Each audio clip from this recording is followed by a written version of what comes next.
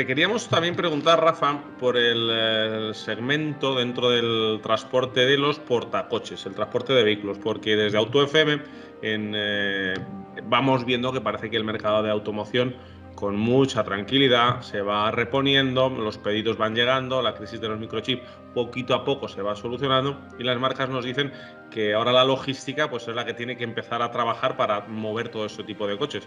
El transporte por barco ya nos han dicho varias marcas que les está costando un dineral, que han subido los fletes casi 2,5 veces por coche. ¿Cómo está ese mercado de los portacoches aquí en España? Bueno, pues está complicado, pero lo primero que voy a hacer es un tirón de orejas a las empresas de automoción que se quejan porque el transporte marítimo ha aumentado un 2,5, que me digan qué porcentaje ha aumentado en el transporte por carretera. Es decir, el problema es que los transportistas volvemos a tener el problema de no saber repercutir nuestros costes. Si se aumentara lo que se tiene que aumentar, estaríamos hablando de, hace 5 años ahora, cobrar prácticamente el doble en el transporte de portavehículos por el tema de todos los costes que han aumentado, que siempre hablamos del coste del combustible, que además incluso ahora se ha relajado, pero es que tenemos que hablar de ruedas, de aceite, de camión, un camión de hace el mismo camión, el mismo modelo, bueno, o el modelo posterior, pero de hace 5 años ahora se ha incrementado entre un 20 y un 30%. Entonces tampoco es lógico. Y sí que es verdad que lo que está ocurriendo es que muchas empresas de transporte de portavehículos han decidido en los últimos años abandonar el transporte de portavehículos. Por algo será. Es decir, si no pueden cubrir sus costes por las razones que sea, lo que tienen que hacer es dejarlo. ¿Qué ha ocurrido? Que se ha apretado tanto al transportista de portavehículos durante unos cuantos años que lo que ha ocurrido es que muchos han abandonado y ahora las empresas de automoción se quejan porque no tienen transportistas. Es cierto que hay un problema muy serio, es cierto que ahora están llegando los vehículos a las campas, a las instalaciones logísticas de los puertos y de los puertos secos, y desde ahí las empresas de automoción tienen problemas para transportar esos vehículos al usuario final. Es decir, volvemos a lo de siempre, el transporte de mercancías por carretera es necesario siempre, aunque la mercancía venga de China, la mercancía llega a un puerto y tiene que acabar en un camión. Y el problema es ese. Es cierto que las empresas de automoción están pagando algo más, pero no lo suficiente todavía. O sea que yo diría que hagan la misma referencia al transporte marítimo, que hagan el mismo traslado de costes a la empresa de transporte de mercancías.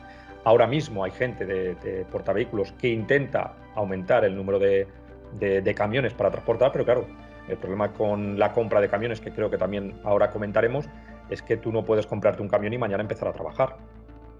Ahora hablamos de ese tema.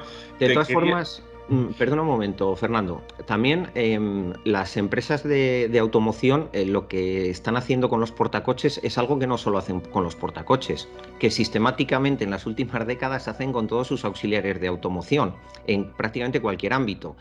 Atraen a un proveedor con un contrato que el primer año cobra X y sobre todo en producción los siguientes años va cobrando cada vez un poquito menos por la misma pieza, porque se supone que la curva de aprendizaje, etcétera, hace que sea capaz de ser igual de rentable cobrando un poquito menos, hasta que llega un momento que ese proveedor rompe el contrato porque pierde dinero. Y ahí una de dos, o entra un nuevo proveedor o directamente la propia marca se queda con esa filial y sigue produciendo. Y es como un círculo que se sigue retroalimentando. Con el sector del transporte y de los portacoches es un poquito diferente, pero el fabricante de coches, porque mira únicamente por la rentabilidad, va a tensar la cuerda hasta que se rompa. Y no está rota, aunque nos digan que está rota, porque si estuviera rota ya habrían comprado empresas en quiebra con portacoches, los propios fabricantes o sus filiales, para no quedarse sin suministro. Entonces, vamos a separar un poco la paja del grano, porque es cierto que la automoción está tensando mucho la cuerda. Como es un sector tan atomizado, se deja tensar la cuerda el que transporta ahora mismo los coches, pero realmente no se ha llegado a romper. Se rompería esa cadena de suministros de verdad el día que veamos alguna noticia en el que una filial de una marca de coches o directamente una marca de coches se queda con una empresa de transportar vehículos que acaba de quebrar o que va a quebrar. Ahí es cuando de verdad sería el verdadero punto de inflexión. Claro, esto con las navieras no lo pueden hacer porque directamente creo que el único fabricante de coches que tiene una naviera propia para poder transportar es el grupo Hyundai-Kia. Todos los demás no tienen su propia naviera y ni la capacidad de poder comprarla.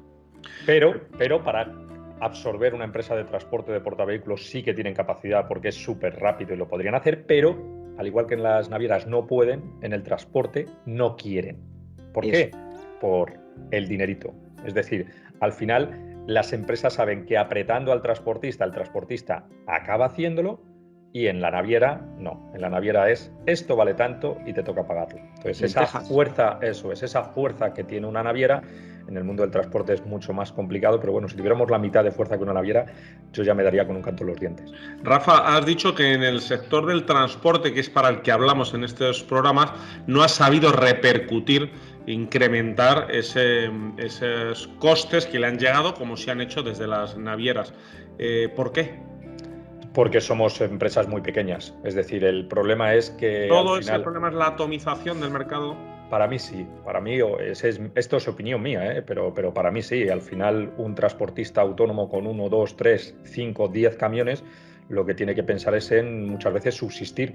Y el problema está en que si el cliente para el que haces el 80, el 90% de tu transporte te aprieta, no puedes cambiarlo de un día para otro. Es decir, si decides, que hay mucha gente que decide cambiar de proveedores, lo que hace es, tienes que tener unas semanas, unos meses para buscarte otro trabajo y llevar tus camiones a donde sea. Una naviera no. Una naviera lo que hace es, cada espacio de mi barco vale tanto y si no lo pagas, no pasa nada. Hay otro que lo va a pagar. En el transporte es mucho más común. La importancia de este tipo de labor en la venta de coches la podemos ver con el grupo Berger, que tiene su división Berger Marítimo, que es especialista en transporte de vehículos. Luego tiene lo que era Berger antes, que ahora es Astara, y bueno, pues ha acabado siendo realmente una distribuidora donde muchas marcas se apoyan, ¿no? Porque qué importante es, ¿no? Tener todo ese know-how, como lo acaba de hacer BYD, un fabricante chino del que hemos hablado mucho aquí en AutoFM, que también se apoya en el grupo Berger en Astara. Y fijaros un detalle, para que os hagáis una idea. Hay una normativa que obliga, o sea, es por ley, no es que lo quiera una empresa de transporte, a cobrar un porcentaje mayor en función del aumento del consumo de combustible, el aumento del precio del combustible, y hasta esa cláusula que viene en legislación, o sea, que no es que se inventen los transportistas, muchas veces cuesta cobrársela al cargador, porque el cargador dice que su tarifa está actualizada. No, es que la norma dice que si desde que firmamos la tarifa, que puede hacer un mes, al día de hoy ha variado el combustible un 3%, yo estoy obligado a cobrártelo. Y en algunos casos no se cobra por presión de los cargadores.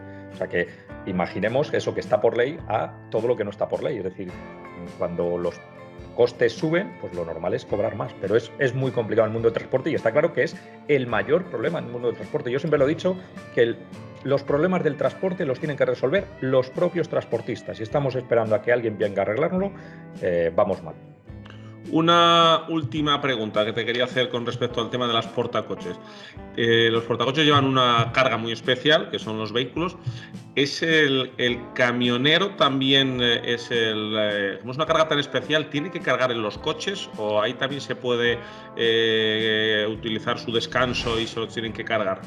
Efectivamente, es una de las excepciones a la prohibición, a la ley de prohibición de carga y descarga. Efectivamente, los portacoches, el conductor puede, y habitualmente lo hace, cargar y descargar los vehículos. Y hay que tener en cuenta que, hay gente que puede decir, joder, pues en cargar unos vehículos no te vas a romper la espalda. Pues claro que no te rompes la espalda cuando vas montando el vehículo encima del camión. Porque hay que tener en cuenta, primero, que estás manejando un vehículo que vale un dineral, ¿vale? Y por lo tanto ya la tensión y el estrés al final te acabas acostumbrando, pero está ahí. Pero es que además hay que tener en cuenta que la gente se ponga a pensar, cuando tú subes un vehículo a la segunda planta de tu camión, hay que bajarlo. Hay que bajar, correcto. Y tú, si ves un portacoches vacío, lo que ves son 4 hierros. De hecho, se le llaman los hierros del camión. O sea, que no tiene una escalerita, porque además unos vehículos van más adelante, otros van más atrás, y por lo tanto, para bajar, el tema de los tobillos, el tema de las rodillas sufren mucho. Y ya si hablamos, si no te caes. Si te caes, pues la caída es importante. Pero sí, efectivamente, y no se cobra lo que se debería de cobrar. Vuelvo a poner el mismo ejemplo. Deberían de cobrar, igual que a las navieras le pagan por coger el contenedor y montarla encima del barco, y se paga a un agente portuario, se le paga a un gruista, etcétera. Pues eso mismo, como lo hace una persona, pues parece que no es trabajo. Y eso también deberían de pagarlo más de lo que lo están pagando. Lo pagan muy poco. Bueno, pues una carga muy... Y no sé ya, a nivel de curiosidad, no sé si es algo habitual o, bueno, cada empresa hace de una manera. El camión que lleva esos 7, 8 coches que pueden ser, pues eso, a lo mejor 1.000.000 de euros o 800.000 o 700.000, ¿lleva las llaves? ¿O por motivos de seguridad van por otra vía las llaves? ¿Cómo lo suelen hacer las compañías? Pues creo que van en el camión, pero la verdad es que me pillas en fuera de juego, o sea, no lo tengo claro y además me estoy dando cuenta que es verdad que por un tema de seguridad a lo mejor lo hacen de una forma diferente, porque realmente, claro, si el camionero lleva las llaves de todos los vehículos, en un robo sería, no sé si José sabe cómo se hace, yo me intentaré enterar, porque seguro que me entero, estoy casi convencido que en los coches de gama media-baja los llevará el camión, pero en los coches de alta gama posiblemente viajen por otra vía. No sé si vosotros conocéis. A ver, yo no tengo ni idea. Lo que tengo claro es que la póliza de seguro no va a ser la misma, la de transportar unos Renault Captur que la de transportar unos Porsche. Eso lo tengo nítido, con independencia de lo que pase con las llaves. El quid de la cuestión creo que va a estar en la póliza de seguro. Oye, vaya cómo pronuncia José Porsche, ¿eh? Ojo al estilo. Por cierto, seguro que en los comentarios del vídeo de YouTube algún compañero que se dedica a transporte de portavehículos nos cuenta su experiencia y nos dice cómo es.